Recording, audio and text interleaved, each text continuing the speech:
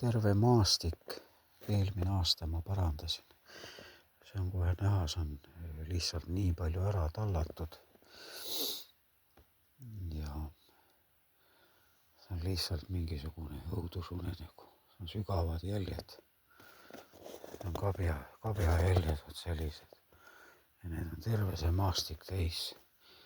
See on lehised on tahtlikult lasknud hobused mulle siin peaaegu iga aasta. Liinid, millega ma olen tarastanud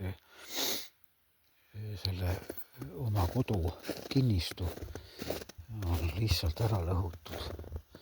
Need jooksid siit samast.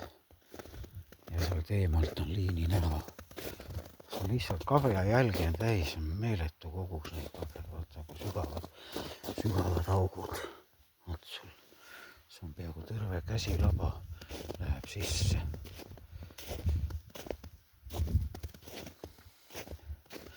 Ja siit on kohe selgelt näha. See on lihtsalt iga 5 sentimeetri järele on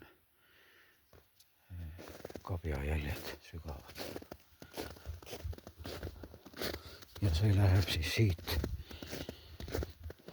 Need kabja jäljed lähevad kogu iganes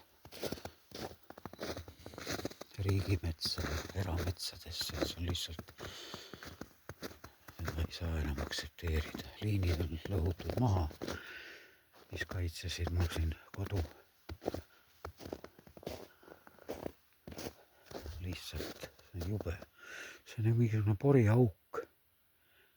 Nii ära sõkutud.